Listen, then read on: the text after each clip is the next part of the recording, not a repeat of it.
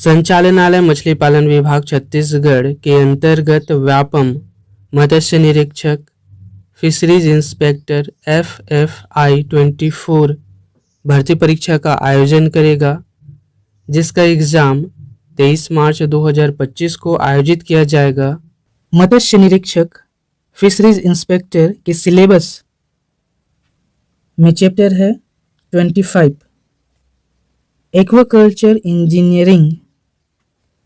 इसके अंतर्गत दिए हुए टॉपिक का अध्ययन करेंगे। चलिए स्टार्ट करते हैं।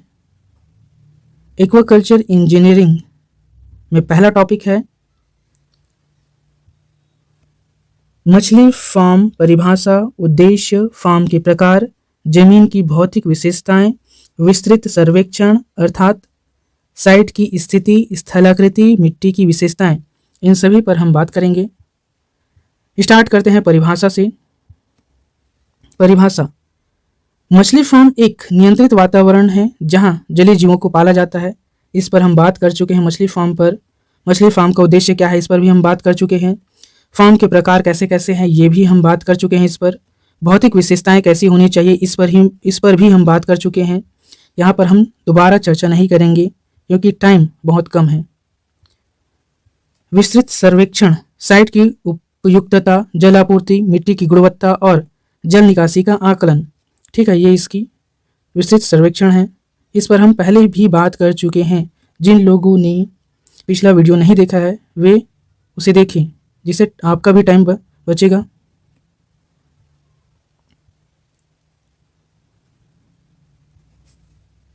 अगला टॉपिक है भूमि सर्वेक्षण परिभाषा, सर्वेक्षण के सिद्धांत, सर्वेक्षण का वर्गीकरण, श्रृंखला के लिए उपयोग किए जाने वाले उपकरण, land surveying, definition, principles of surveying, classification of surveying, instruments use for चैनिंग, इस पर हम बात करेंगे।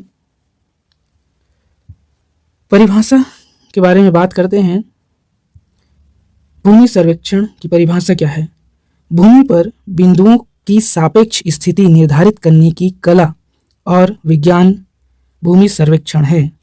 सिद्धांत: कार्य को भागों में विभाजित करना, ज्ञात से अज्ञात की ओर बढ़ना और सटीकता सुनिश्चित करना इसके सिद्धांत के अंतर्गत आते हैं। वर्गीकरण: श्रृंखला सर्वेक्षण, कंपास सर्वेक्षण, समतल सर्वेक्षण और भूगणितीय सर्वेक्षण वर्गीकरण के अंतर्गत आता है। श्रृंखला के लिए उपकरण: श्रृंखला, टेप, रेजिंग राड और तीर इसके लिए उपकरण है। सर्वेक्षण का महत्व: मछली पालन के लिए भूमि का सही उपयोग करना इसका महत्व है। नेक्स्ट टॉपिक है श्रृंखला सर्वेक्षण परिभाषाएं, समकोण स्थापित करने के लिए उपयोग की जाने वाले उपकरण, श्रृंखला में बुनियादी समस्याएं, क्रॉस स्टाफ सर्वेक्षण, इन सभी पर बात करेंगे। सबसे पहले परिभाषा: श्रृंखला रेखाएं, स्टेशन और ऑफसेट, ये श्रृंखला सर्वेक्षण की परिभाषा के अंतर्गत आता है। हमने श्रृंखला सर्वेक्षण की परिभाषा ऊपर बात की है। श्रृंखला रेखाएं, स्टेशन और ऑफसेट इसके अंतर्गत यूज होने वाली महत्वपूर्ण बिंदु है। समकोण उपकरण, क्रॉस स्टाफ, ऑप्टिकल स्क्वायर और प्रिज्म स्क्वायर इसके उपकरण हैं। श्रृंखला समस्याएं क्या है? ढलान, बाधाएं और मापन त्रुटियां इसकी समस्याएं हैं। क्रॉस स्टाफ सर्वेक्षण, ऑफसेट का उपयोग करके विवरणों का पता लगाना क्रॉस स्टाफ सर्वेक्षण के अंतर्गत किया जाता है। श्रृंखला सर्वेक्षण का उपयोग तालाब की सीमाओं और आकार को निर्धारित करना श्रृंखला सर्वेक्षण की उपयोग है। नेक्स्ट है कंपास सर्वेक्षण, कंपास सर्वेइंग। सिद्धांत: चुंबकीय असर का उपयोग करके रेखाओं की दिशा निर्धारित करना कार्य है। सिद्धांत है कंपास सर्वेक्षण का। उपकरण क्या क्या है? सर्वेयर कंपास, प्रिज्मेटिक कंपास इसके उपकरण हैं। किस लिए उपयोग किया जाता है? क्षेत्रों का पता लगाना, यात्रा सर्वेक्षण और भूखंडों का पता लगाने के लिए उपयोग किया जाता है। कौन कौन सी त्रुटियां पाई जाती है? स्थानीय आकर्षण, चुंबकीय भिन्नता और अवलोकन की त्रुटियां पाई जाती है। क्या महत्व है इसका? जलाशयों के मानचित्र बनाने और दिशाओं को पता लगाने के लिए उपयोग किया जाता है।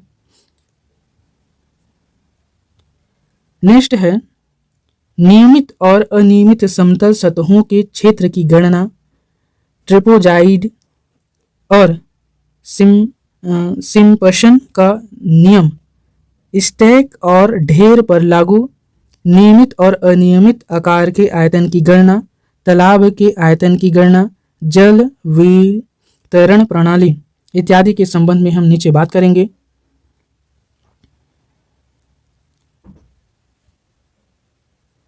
पहला है नियमित और अनियमित समतल सतहों के क्षेत्र की गणना।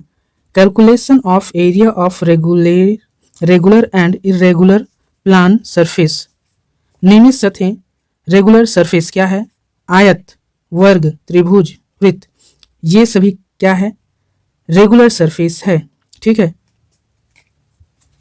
अगला है, इसमें और है समांतर चतुर्भुज, ये भी किसके अंतर्गत आता है? रेगुलर सरफेस के अंतर्गत आता है।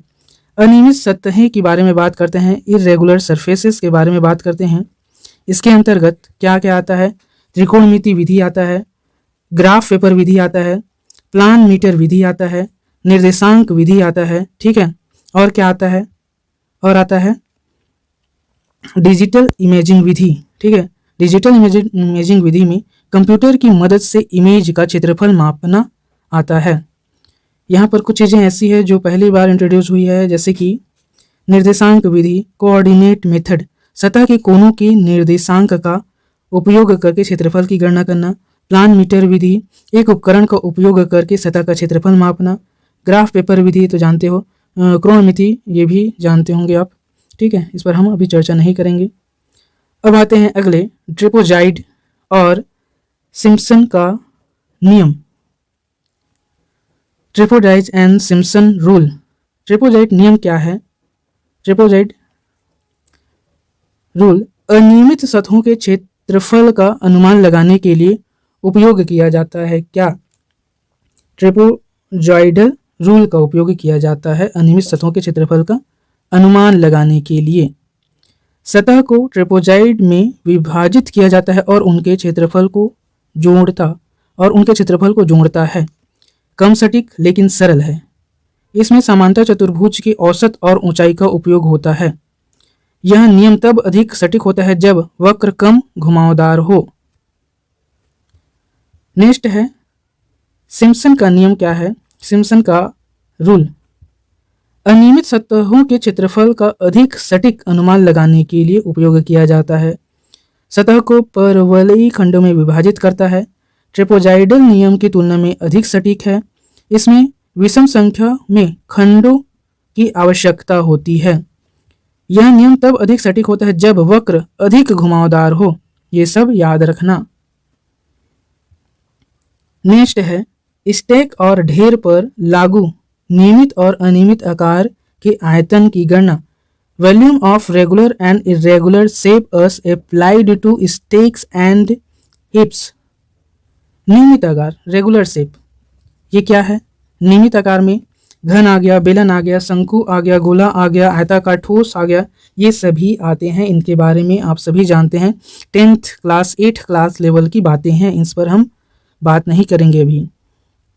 अनियमित आकार, इरेगुलर शेप्स, अनुभागीय विधि, सेक्शनल मेथड, ढेर को खंडों में विभाजित करना और प्रत्येक खंड के आयतन को जोड़ना अनुविभागीय विधि, सेक्शनल मेथड के अंतर्गत आता है।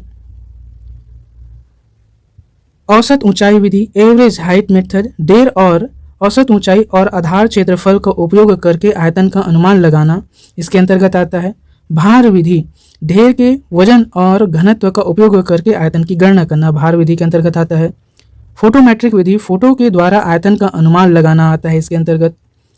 तेज स्कैनिंग विधि, लेजर की मदद से 3D मापन के लिए आयतन निकालना आता है। लेजर स्कैनिंग विधि में 3D मापन के लिए यूज किया जाता है।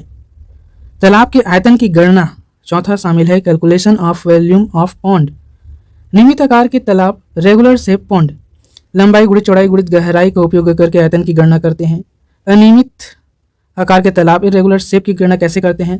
अनुविभागीय विधि का उपयोग कर, औसत गहराई विधि का उपयोग कर, सोनार या इको साउंड विधि का उपयोग करके गहराई माप कर, जीपीएस डेटा का उपयोग करके तालाब की रूपरेखा तैयार कर अनियमित आकार के तालाब की शेप की गणना की जाती है। डिजिटल टेरेन मॉडल DTM का उपयोग कर अनियमित आकार के तालाब का मापन किया जाता है। ठीक है, इसे याद रखना, डिजिटल टेरेन मॉडल। जल वितरण प्रणाली वाटर डिस्ट्रीब्यूशन सिस्टम की बात करते हैं। पानी को स्रोत से उपभोक्ताओं तक ले जाने के लिए पाइपों का नेटवर्क है पाइप नेटवर्क। पाइप का आकार और सामग्री पानी की मात्रा और दबाव पर निर्भर करती है। पंप स्टेशन पानी को उच्च ऊंचाई या लंबी दूरी तक ले जाने के लिए पंपों का उपयोग किया जाता है। स्टोरेज रिजर्वायर भंडारण जलाशय पानी की मांग में उतार चढ़ाव को पूरा करने के लिए पानी का भंडारण करते हैं। वाल्व और मीटर पानी के प्रवाह को नियंत्रित करने और पानी की खपत को मापने के लिए उपयोग किया जाता है वाल्व मीटर का। जल उपचार संयंत्र वाटर ट्रीटमेंट प्लांट पानी को पीने योग्य बनाने के लिए पानी को साफ करते हैं, इससे जल उपचार संयंत्र वाटर ट्रीटमेंट प्लांट की सहायता से। यदि आपका कोई क्वेश्चन है या कोई एडवाइस है तो हमें कमेंट में लिख भेजिए। आप हमें सपोर्ट करने के लिए चैनल को सब्सक्राइब कर बेल आइकन को ऑन कर दीजिए ताकि आप तक न्यू वीडियो का नोटिफिकेशन पहुंच सके।